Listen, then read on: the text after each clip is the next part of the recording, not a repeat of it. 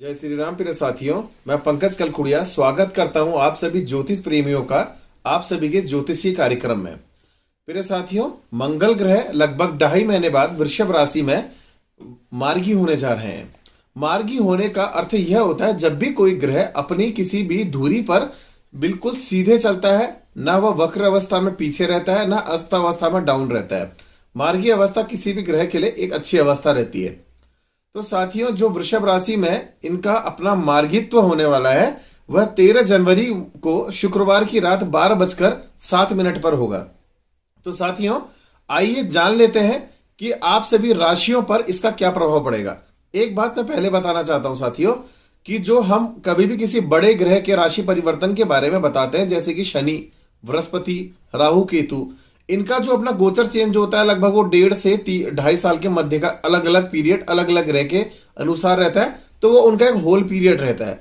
मंगल है, बुध है, चंद्रमा है, अलग अलग चीजें ये जो होती हैं, कोई 2.5 दिन से लेकर के 1 महीना, 2 महीना, मैक्सिमम 3 महीना, इससे ऊपर के ये गोचरों के इंपैक्ट नहीं रहता। इट मीन्स शनि और जो बृहस्पति है उसके गोचर पूरे 1 साल से लेकर 2.5 साल के पीरियड तक रहते हैं, जो अपना धीरे धीरे करके प्रभाव देते हैं। और यह जो ग्रह हम जो बताते हैं कि इनका मार्गी होना है, अस्त होना है, उनका आपके छोटे छोटे टाइम ऑफ पीरियड में जो चेंजेस होंगे वो किस प्रकार से रहेंगे, ये हमारा बताने का आपको सबसे बड़ा मोटिव रहता है। साथियों, बात करते हैं मेष राशि के जातकों के बारे में। मेष राशि के लिए मंगल देव प्रथम भाव एवं अष्टम भाव के स्वामी होते हैं, जो कि अभी तक आपके वाणी भाव यानी कि दूसरे भाव में गोचर कर रहे थे।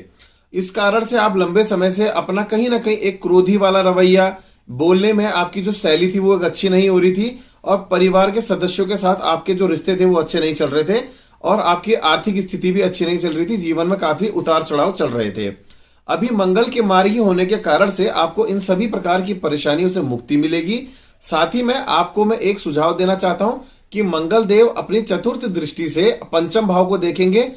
कहने का अर्थ है कि पंचम भाव खान पान यानी कि स्टमक का जो एरिया होता है, ये मैं आपको कहना चाहता हूं कि खान पान में सुधार लाने की आवश्यकता है। अदरवाइज आपको पेट से रिलेटेड समस्याएं यहां उत्पन्न हो सकती है। साथ ही में वाहन चलाते समय काफी सावधानी पूर्वक वाहन चलाने की आपको आवश्यकता है। साथियों, बात कर लेते हैं वृषभ राशि के जातकों के लिए। वृषभ राशि के जातकों के लिए मंगल देव 12वें और 7वें भाव के स्वामी होते हैं।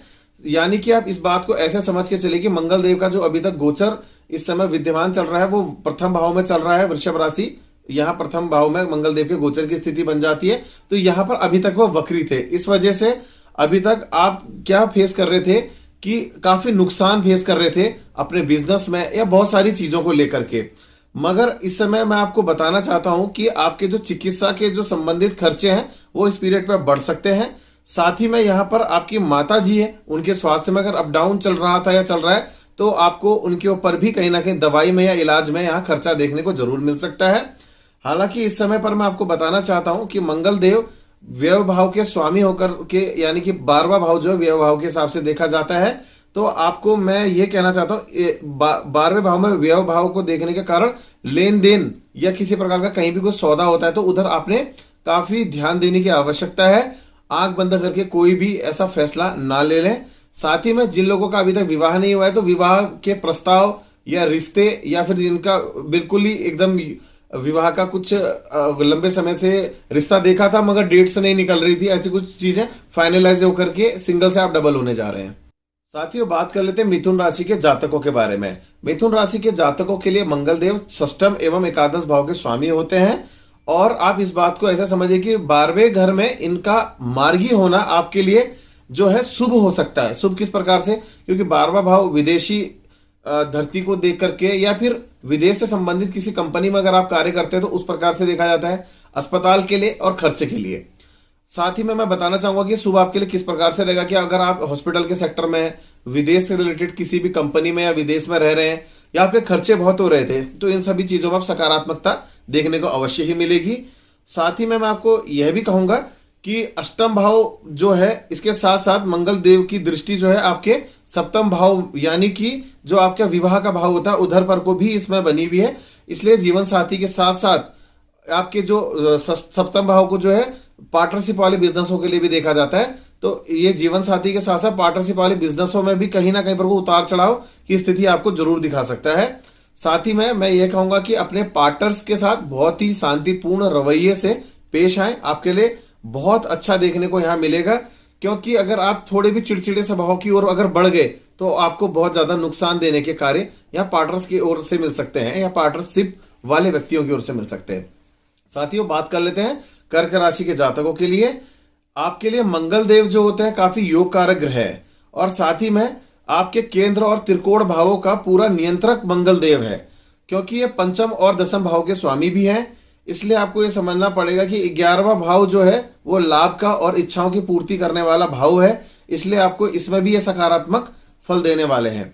जैसे कि अभी तक मैं कहूंगा कि जैसे समस्या, आर्थिक मुद्दे, कार्यस्थल पर संघर्ष, प्रमोशन या फिर वेतन वगैरह की दिक्कत है या जॉब नहीं मिल रही थी, इन सारी चीजों से अब आपको छुटकारा मिलने जा रहा है। और साथ ही में यहाँ वृषभ राशि में मार्गी होकर के वो आपके लिए अनुकूल ही कहीं ना कहीं रहेंगे। अपने मन को काफी कंसंट्रेशन हो करके आप अपने कार्य क्षेत्र पे अपना मन अवश्य लगाएं, आपके लिए बहुत शुभ रहेगा। स्वास्थ्य के हिसाब से अगर आप किसी बीमारी से अभी तक ग्रस्त चल रहे थे तो आपको इस दौरान बहुत अच्छा यहाँ कंफर्ट मिलने वाला है। कुल मिला के बात करें तो आपके लिए यह काफी मंगलकारी सिद्ध होंगे। और जो लोग स्टूडेंट पढ़ाई कर रहे थे या किसी भी प्रकार से आगे बढ़ने की तैयारी कर रहे थे, छात्रों के लिए स्पेशली ये पीरियड बहुत अच्छा यहाँ पर को रहता हुआ मुझे नजर आ रहा है। साथियों, बात कर लेते हैं सिंह राशि के जातकों के बारे में। सिंह राशि के जातकों के लिए मंगल देव 9वें एवं चौथे भाव के स्वामी हैं। यहाँ पर को अगर एक चीज देखा जाए कि ये भी यहाँ पर को योग कारक ग्रह बनेंगे सिंह राशि के लिए भी मंगल देव जो है, क्योंकि उनका दसम भाव में मार्गी होना सुनिश्चित है। ऐसे में उच्च अधिकारी, वरिष्ठ लोग और जो आपके गुरुजन हैं उनकी ओर से आपको जो भी परेशानी मिल रही थी वो सब अब समाप्ति की ओर जाएगी। स्वास्थ्य के लिए अगर मैं कहना चाहूंगा कि जो लोग अभी तक का स्वास्थ्य क्षेत्र में जुड़े थे या स्वास्थ्य की परेशानी थी वह भी ठीक होगी। जिन लोगों को जमीन से रिलेटेड चीजों में जुड़े हुए थे या आर्मी से रिलेटेड चीजों से जुड़े हैं, आर्मी सेक्टर से रिलेटेड, यानी कि आपकी वहां जॉब है या वहां किसी प्रकार की भी आपकी कोई सप्लाई होती है, आपके लिए बहुत अच्छा ये रहने वाला है। कुल मिला के आपके व्यक्तित्व में सकारात्मक परिवर्तन लेकर के आएगा और आपकी माता जी के स्वास्थ्य में बहुत अच्छा ये अपना एक समय लेके आएगा। और जिसके भी संबंध अपने माता जी के संग सही नहीं थे उनको भी ये कहीं ना कहीं एक अच्छा समय दिखाने वाला है। साथियों, बात कर लेते हैं यहाँ पर को कन्या राशि के जातकों के लिए। कन्या राशि के जातकों के लिए मंगल देव तीसरे और 8वें भाव के स्वामी होते हैं। इस समय पर को 9वें भाव में यहाँ पर को मंगल देव आपके मार्गी होंगे, जो कि पिता, गुरु और भाग्य के लिए देखा जाने वाला भाव है। आपके साथ जो भी परेशानी आपके पिता, गुरु या भाग्य के प्रति अभी तक देखने को मिल रही थी कि एक प्रकार से आपके संबंध खराब थे, गुरु आपको कोई टोक लगा दे रहे थे या आपका भाग्य आपके लिए साथ नहीं दे रहा था, उस लिहाज से अब बहुत सुंदर समय ये बनने वाला है। हालांकि आपके जो पेरेंट्स हैं उनके लिए आप कहीं ना कहीं स्वास्थ्य के प्रति चिंतित हो सकते हैं। अपने छोटे भाइयों बहनों की ओर से आप पूर्ण रूप से सहयोग इसके लिए प्राप्त करने वाले हैं। साथियों, चर्चा कर लेते हैं यहाँ पर तुला राशि के जातकों के बारे में। तुला राशि के जातकों के लिए मंगल देव दूसरे और सप्तम भाव के स्वामी होते हैं। साथ ही में अष्टम भाव में यह मार्गी होने जा रहे हैं, जो कि रिसर्च का सेक्टर होता है, ससुराल का सेक्टर होता है और गूढ़ विद्याओं का सेक्टर होता है। तो मैं कहूंगा कि जो अभी तक आपको अचानक समस्याएं लगातार आ जाती थी उससे एक तो निजात मिलेगा। साथ ही में आपको जो धन और स्वास्थ्य की जो समस्याएं थी जिनसे पूर्ण रूप से अभी तक छुटकारा नहीं मिल रहा था, उसमें कुछ बहुत रिलीफ मिल सकता मगर पूर्ण रूप से नहीं मिलेगा। आपकी जो वाणी है और भाषा शैली है उसमें आपके पहले की अपेक्षा काफी सुधार आएगा। जो एक कड़वापन आपके लिए जरूर बना हुआ था, अपने से बड़े लोगों के संग या कार्य क्षेत्र में आपके जो ऑफिसर्स लोग थे उन लोगों के संग बहुत ही ज्यादा आप लोगों ने अभी तक जो परेशानियां फेस करी थी उनके संग संबंधों में, उनके संग आपको अपने संबंधों को सुधारना चाहिए। बहुत ही सॉफ्ट कॉर्नर होकर के आपने उनसे बातचीत करनी चाहिए। और साथ ही में वाहन तेज ना चलाएं, क्योंकि कोई ना कोई दुर्घटना होने का भी यहाँ पर एक समय बन रहा है। साथियों, बात करते हैं वृश्चिक राशि के जातकों के बारे में। वृश्चिक राशि के जातकों के लिए मंगल देव लग्न एवं षष्ठम भाव के स्वामी होते हैं और सप्तम भाव में वह यहाँ पर को मार्गी होने जा रहे हैं। सप्तम भाव वैवाहिक सुख और पार्टनरशिप के लिए देखा जाता है, जो कि यहां मैं कहना चाहूंगा कि लंबे समय से आपका तनावपूर्ण जो एक रिश्ता था वो अभी भी यहाँ कंटिन्यूअसली पे चलता रहेगा, पर कुछ बहुत एक स्टेप डाउन रहेगा। यानी कि तनाव तो ऐसे 100% झेल रहे थे, अभी आप 70 झेलेंगे, 30% का रिलीफ मिलेगा, पूर्ण रिलीफ अभी नहीं दिखता है। इसके अलावा आपको अपने वैवाहिक जीवन को पूर्ण रूप से अच्छे से समझने की आवश्यकता है, उधर ध्यान देने की आवश्यकता है। हवा हवा में कोई भी कार्य करने से बचने की आवश्यकता है। आपको कभी भी पेशेंस बनानी चाहिए, जल्दबाजी से बचना चाहिए। साथ ही में बिजनेस के लिहाज से अगर बात करूं, जो पार्टनरशिप के बिजनेस है उसमें आपको काफी सफलता मिल सकती है। और इसके अलावा आपका जो हेल्थ अभी तक आपको परेशान कर रहा था, काफी ऊर्जावान अपने आप को महसूस कराएंगे। और साथ ही में सार्वजनिक रूप से जो कि सोशल समाज में जो आपकी छवि हमेशा डाउन रहती थी वो यहाँ उज्जवल होगी। इसके अलावा आपको एक ही चीज मैं कहना चाहता हूं कि अपने अंदर एक सरलतापूर्ण जीवन जीने की आदत जरूर लगाने की आवश्यकता है आपको। ये नहीं कि मैं स्टैंडर्ड वाला हूं, मेरे पास खूब पैसा है, वटेवर जो भी है, नौकर चाकर, ऐसा नहीं। बिल्कुल सरल, गरीब से गरीब आदमी को भी आपने अपनाना चाहिए। यह आपके जीवन के अंदर एक नई गति और दिशा आपको प्रदान करेगी। साथ ही चर्चा कर लेते हैं धनु राशि के जातकों के बारे में कि धनु राशि के जातकों के लिए मंगल देव पंचम एवं द्वादश भाव के स्वामी होते हैं और षष्ठम भाव में यह मार्गी होने जा रहे हैं, जो कि रोग, ऋण, लोन, नौकरी इत्यादि के लिए बहुत शुभ रहता है। इस समय पर को मैं कहूंगा कि यह एक अनुकूल स्थिति बनाने वाला है। तो जिनकी नौकरी नहीं थी, नौकरी मिलेगा, रोगों से छुटकारा, कर्ज से छुटकारा, और आपके शत्रु जो है वो काफी कमजोर आपके सामने जरूर होंगे। इसके अलावा मैं कहना चाहूंगा कि जो लोग अगर किसी भी प्रकार की किसी कानूनी लड़ाई से जूझ रहे थे तो उससे वह बचेंगे। और साथ ही में यहाँ पर आपकी पुरानी बीमारियों से आपको निजात मिलने जा रहा है। प्रतियोगिता की जो तैयारी कर रहे थे लोग, उनके लिए बहुत अच्छा समय आ रहा है।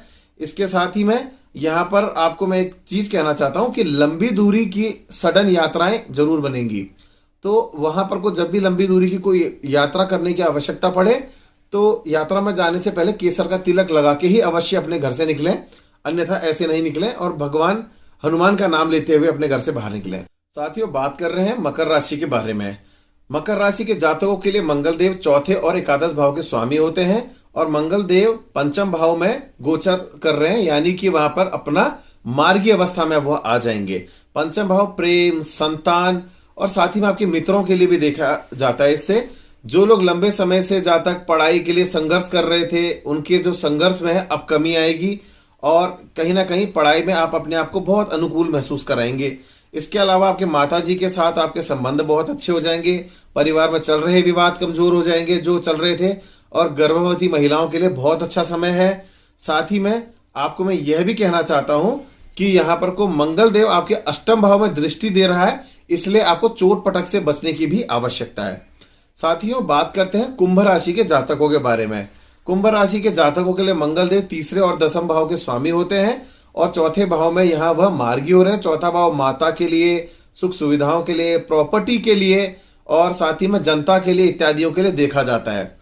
जो कि इस समय अगर मैं बात करूं कि ये पूरी की पूरी जो चतुर्थ भाव से संबंधित चीजें हैं, ये आपको सुखद अनुभव करवाएगी। यानी कि आप प्रॉपर्टी के लिए लंबे समय से प्लानिंग बना रहे थे खरीदने की, वह हो जाएगा। माता के स्वास्थ्य में दिक्कत थी, वह होगा। गाड़ी लेने की प्लानिंग लंबे समय से बना रहे थे तो गाड़ी भी यहां पर को आ जाएगी। इस प्रकार की कोई दिक्कत नहीं आएगी। मगर यहाँ एक चीज है कि माता जी जैसे आपके लिए कुछ बहुत उग्र हो सकती है, कुछ बहुत इसके नेगेटिव इंपैक्ट रहते हैं। गाड़ी जो है बीच बीच में खराब हो सकती है, ओवर स्पीड से बचाने की जरूरत है।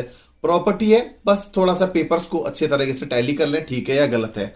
इसके अलावा आपके जो कार्यस्थल है वहां पर को आपकी जिम्मेदारी काफी बढ़ सकती है और आपके कार्य क्षेत्र में आपको प्रोत्साहन अवश्य मिलेगा। काम के लिए आप अपना पूर्ण रूप से समर्पण देंगे, जो आप अन्य लोगों को इससे आप प्रेरित जरूर करेंगे। समय से आप अपने हर प्रकार के जितने भी तय किए गए अवधि के अंदर के टारगेट है उसे पूर्ण जरूर कर लेंगे। साथियों, बात कर लेते हैं मीन राशि के जातकों के बारे में। मीन राशि के जातकों के लिए मंगल देव द्वितीय एवं नवम भाव के स्वामी होते हैं और तृतीय भाव में इनका यहाँ पर मार्गीत्व होने जा रहा है। तीसरे भाव से हम सबसे पहले तो भाई बहनों को देखते हैं, साथ ही में आपके पराक्रम को देखते हैं और जो यात्राएं होती है या ट्रांसफर्स वगैरह होते हैं उसको भी देखते हैं। जो आप लंबे समय से अपने भाई बहनों के साथ परेशानी महसूस कर रहे थे या किसी प्रकार की भी जैसे छोटी छोटी चीजों को प्राप्त करने के लिए बहुत संघर्ष करना पड़ रहा था, उसके लिए बहुत अच्छा समय रहेगा। साथ ही में आपकी ऊर्जा बढ़ेगी, सहन शक्ति बढ़ेगी। इसके अलावा पुरानी बीमारी से आपको छुटकारा मिलने जा रहा है और आपका झुकाव जो है वो काफी आध्यात्म की ओर हो जाएगा और रहस्य की तरफ हो जाएगा कि विज्ञान का रहस्य क्या है और विज्ञान और आध्यात्म का कनेक्शन क्या है। और जो लोग ज्योतिषी है उनके लिए बहुत अच्छा समय रहेगा। कुल मिलाकर आपके लिए काफी सुंदर समय रहने वाला है। तो जो मंगल देव वृषभ राशि में अभी 13 तारीख से यहां पर अपने मार्गी अवस्था में आएंगे, आप सभी राशियों के लिए जो इसका अपना घटनाक्रम रहने वाला है, उसके बारे में मैंने आप सभी से आज चर्चा करी। आज की वीडियो में बस इतना ही। धन्यवाद एवं जय श्री राम।